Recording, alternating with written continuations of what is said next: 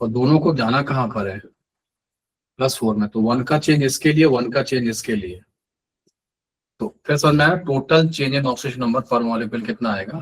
अब क्या हो गया कि फेरस ऑक्सलेट को जब आप ऑक्सीडाइज करोगे ना, तो ये बनाएगा Fe3+ और CO2। क्या कोई क्लास में इसका वैलेंसी फैक्टर बता सकते हैं कितना है। यही सब्सटेंस अगर रिडॉक्स रिएक्शन करने लगे, है ना, redox reaction of H2 C2O4 और C2O4 2 नेगेटिव, ठीक है। तो कुछ भी लिख के आ सकता है, ऐसे आ सकता है H2C2O4 लिख कर आ सकता है, अकेला ऑक्सलेट आयन लिख कर आ सकता है, Na2C2O4 सॉल्ट लिख कर आ सकता है।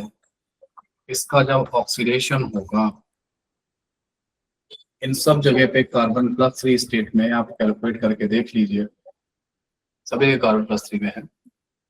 ऑक्सीडेशन के बाद कार्बन CO2 बना लेते हैं जो कि कार्बन +4 में चला जाता है। क्या आप मुझे बता सकते हैं कि यहाँ मुझे कितना वैलेंसी फैक्टर लिखना चाहिए। पहली बात तो वैलेंसी फैक्टर का लैंग्वेज क्या था वो बताओ, का लैंग्वेज क्या था, लैंग्वेज रेडॉक्स में टोटल, कोई बोलेगा ऑनलाइन में टोटल, नोट्स देख लो, टोटल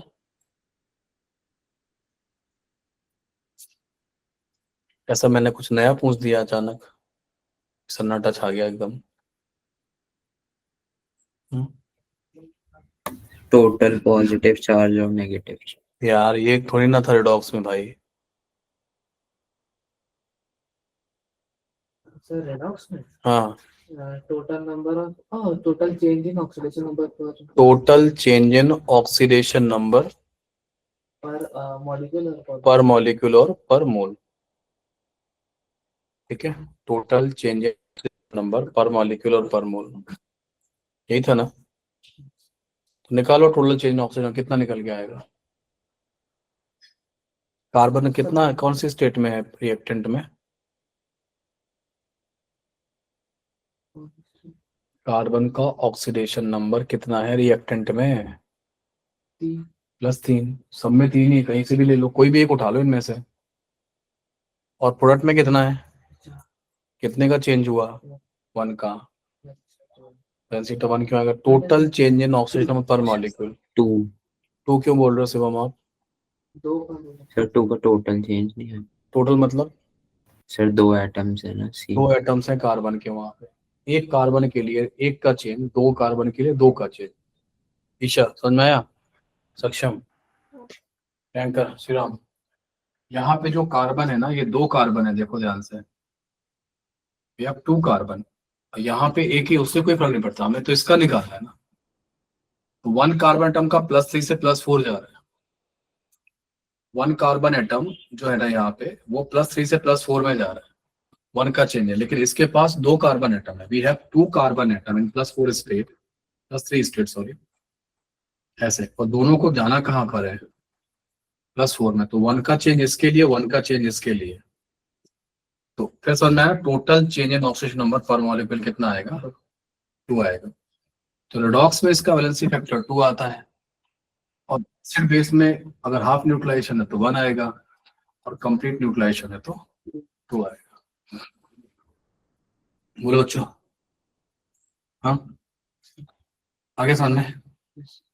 इसके बाद एक बड़ा और फेमस एग्जाम्पल है, जिस पर भी क्वेश्चन आ चुका है, इस रिएजेंट को भी यूज किया गया है, और वो रिएजेंट है FeC2O4। कोई क्लास में इसका नाम बता सकता है, FeC2O4, मुझे छोड़ के मैं तो बता दूंगा, आप लोग बताओ।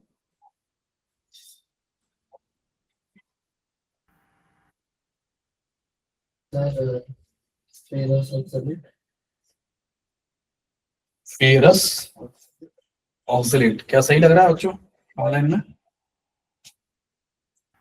हाँ सर। क्यों फेरस क्यों लग रहा है आपको, फेरस क्यों बोला आपने इंग्लिश।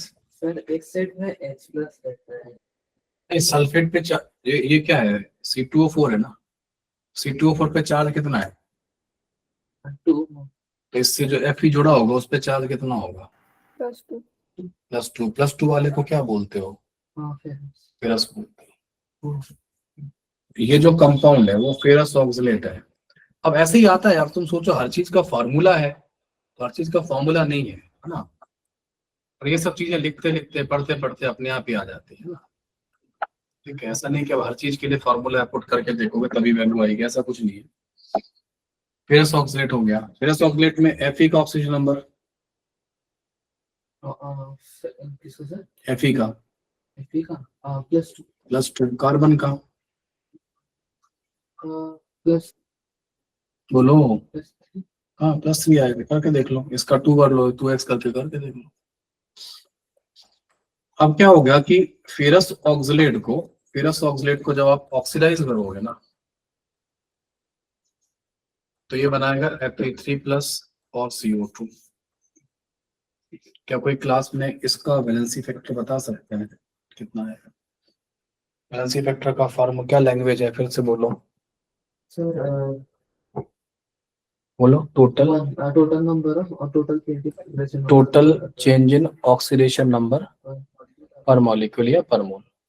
जब आप इस पार्टिकल को 1 मान रहे हैं तो पर मॉलिक्यूल बोल लो। अगर FeC2O4 का जो कोफिशिएंट है वो 1 है, उस 1 को अगर आप 1 मॉलिक्यूल मान रहे हो तो पर मॉलिक्यूल है, और अगर आप उसे पर मोल मान रहे हो 1 को, तो पर मोल हो जाएगा। चलो अभी डिस्कस करते हैं, वो छोड़ो, आप तो ये लैंग्वेज यूज करो।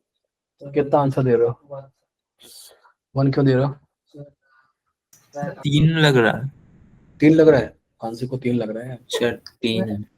शिवम को 3 लग रहा है, 2 लोगों को 3, फिर तुम अकेले पड़ गए। ईसा तुमको क्या लग रहा है?